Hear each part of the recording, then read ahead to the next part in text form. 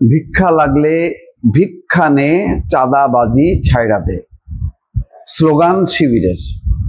বোঝাই যাচ্ছে যে এই স্লোগানের লক্ষ্যবস্তু হচ্ছে বিএনপি, আর কেউ না।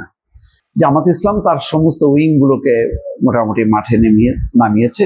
শীর্ষ পর্যায়ের নেতারা মুখে কিছু বলছেন না সরাসরি, কিন্তু আবার ইসলামী আন্দোলন নামে যে দলটা আছে সেই দলের আবার শীর্ষ পর্যায়ে তারা সরাসরি কথা বলছে, এনসিপি কথা বলছে। শুধু জামাতের কেন্দ্রীয় পর্যায়ের নেতারা আকারে ইঙ্গিতে কথা বলছে, কিন্তু সরাসরি বলছে না। কিন্তু অন্যরা কিন্তু আর থেমে নেই, তারা বলে যাচ্ছে।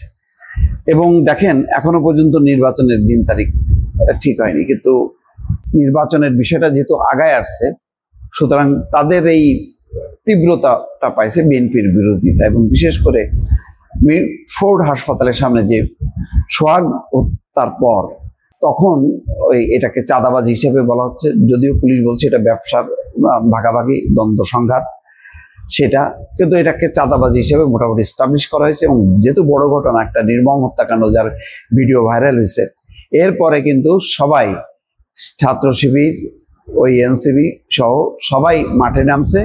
নেমে পুরো বিএনপিকে, এবং শুধু তাই না, লন্ডনে অবস্থান করা তারেক রহমানকে নিয়েও পর্যন্ত টানাটানি করছে। আরো ঘটনা ঘটছে, শহীদ প্রেসিডেন্ট জিয়াউর রহমানের ছবি পদদলিত করা হয়েছে, বেগম খালেদা জিয়ার বিরুদ্ধে স্লোগান উচ্চারিত হয়েছে, তারেক রহমানকে দায়ী চাপানো হচ্ছে যে সোহাগ মূল্য কেন, তার জন্য দায়ী তিনি। তারপরে এই চাঁদাবাজির ঘটনা কেন, দায়ী হচ্ছে তারেক রহমান। এইটা আস্তে আস্তে তীব্র হবে। এটা মির্জা ফখরুল ইসলাম আলমগীর দেখলাম আজকের একটা সাক্ষাৎকারে বলছেন যে এটা নির্বাচনকে সামনে রেখে, যেহেতু তারা পিছিয়ে আছে, তারা মনে করছে যে বিএনপি ক্ষমতায় আসবে, সুতরাং বিএনপিকে প্রতিপক্ষ বানায় তারা এটা একটা নির্বাচনী প্রচারণা, যার কোনো অর্থ নেই। তবে এটা ঠিক যে বিএনপির বিরুদ্ধে সারা দেশে চাঁদাবাজির অভিযোগ আছে, সেই অভিযোগের সত্যতা অনেকখানি সঠিক।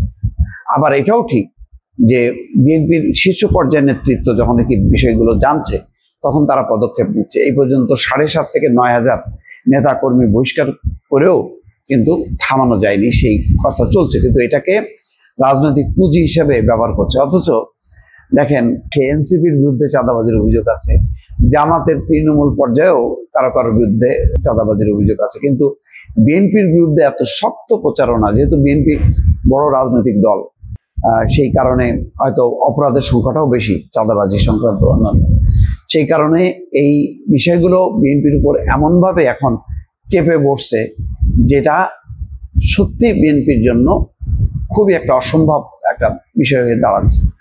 অর্থাৎ বেশ প্রতিষ্ঠা নিয়েছে, আর তাই যদি চলতে থাকে তাহলে এর একটা প্রভাব তো নির্বাচনে হবেই।